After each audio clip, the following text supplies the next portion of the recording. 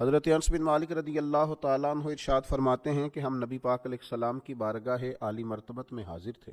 اچانک نبی پاک علیہ السلام نے مسکرانا شروع کیا، یہاں تک کہ میرے پیارے محبوب صلی اللہ تعالیٰ علیہ وسلم کے مقدس دانت مبارک ظاہر ہو گئے۔ اور صحابہ فرماتے ہیں جب حضور مسکراتے تو دانتوں سے ایسا نور نکلتا تھا کہ مسجد نبوی شریف کی دیواریں بھی روشن ہو جاتی تھیں۔ حضور مسکرائے تو سیدنا عمر رضی اللہ تعالیٰ عنہ نے عرض کیا کہ یا رسول اللہ صلی اللہ تعالیٰ علیہ وسلم، میرے ماں باپ آپ پر قربان ہو، کس بات پر آپ ہنسے؟ تو نبی پاک صلی اللہ تعالیٰ علیہ وسلم نے فرمایا، میرے دو امتی قیامت کے دن اللہ کی بارگاہ میں کھڑے ہوں گے، اور ان میں سے ایک عرض کرے گا، یا اللہ، اس میرے بھائی نے مجھ پر ظلم کیا تھا، میرے اوپر اس نے جبر کیا تھا، تو مجھے اپنا حق اس سے لے کر دیا جائے۔ تو حضور علیہ السلام فرماتے ہیں اللہ تعالیٰ اس شخص سے فرمائے گا کہ اپنے بھائی کو اس کا حق دو۔ عرض کرے گا، مالک میرے پاس تو اب کوئی نیکی بچی نہیں، کہاں سے حق دوں؟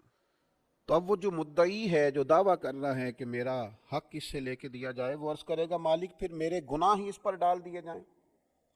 حضور مسکرا رہے ہیں، جناب انس بن مالک فرماتے ہیں، لیکن اس بات پر آ کر حضور کی آنکھوں میں آنسو آ گئے۔ نبی کریم صلی اللہ تعالیٰ علیہ وسلم فرمانے لگے، وہ بڑا ہولناک دن ہوگا قیامت کا۔ لوگ اس دن تلاش کریں گے کہ کوئی ایسا شخص ہمیں ملے، ضرورت محسوس کریں گے کہ جو ہمارا بوجھ اٹھائے۔ اب وہ شخص عرض کرتا ہے، مالک میرے پاس تو کوئی نیکی نہیں ہے، اور یہ کہہ رہا ہے میرے گناہ ہی اس پر ڈال دیے جائیں۔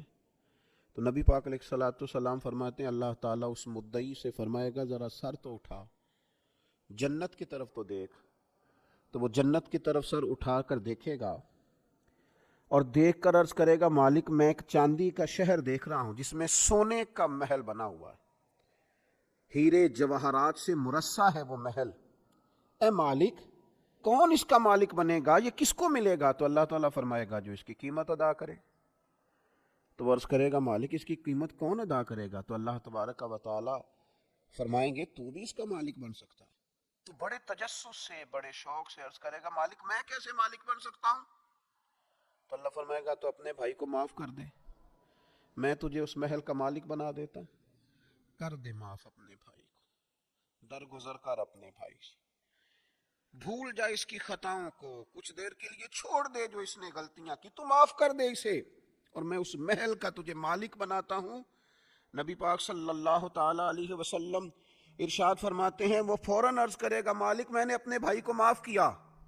تو اللہ تبارک و تعالیٰ ارشاد فرمائے گا، اس کا ہاتھ پکڑ اور پھر اسے جنت میں ساتھ لے جا۔ گویا میں نے اسے بھی جنت دی۔ یہاں شارحین حدیث نے لکھا ہے کہ یہ جس کو کہا جا رہا ہے کہ اس کو پکڑ کے جنت میں لے جا، اگرچہ اس سے غلطیاں ہوئیں لیکن بعد میں اس نے توبہ سچی کی، اس نے اللہ کی بارگاہ میں گڑ گڑا کے معافیاں مانگی، اس نے کوشش کی حق ادا کرنے کی، لیکن اگر کچھ کمیاں رہ گئیں تو چونکہ سچا تھا، ادا کرنا چاہ رہا تھا، کچھ باتوں پہ پہنچ نہ سکا، تو آج اللہ تبارک و تعالی اس کی طرف سے لوگوں کو صلہ عطا کر رہا ہے۔ اللہ فرماتے ہیں، اس کا ہاتھ پکڑ اور جنت میں لے جا۔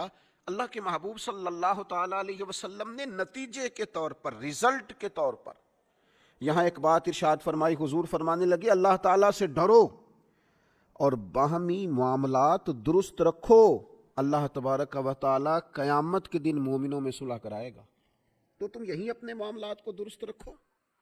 اب مجھے بتائیے، ایک تو یہ نتیجہ نکلا کہ مالک کریم کتنا ہے، مہربان کتنا ہے، توبہ کرنے والے پر عطا کتنی۔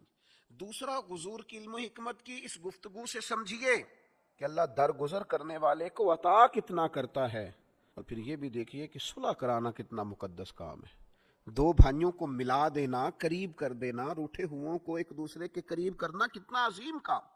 تو نبی پاک علیہ السلام کی اس خوبصورت بات سے، اس انتہائی معنی خیز حدیث سے اپنے لیے موتی حاصل کریں، دل کو بڑا کریں، سینے میں گنجائش پیدا کریں، اور اپنوں کے لیے درگزر کا دروازہ کھولیں۔ اللہ تعالیٰ سمجھنے کی توفیق عطا فرمائے۔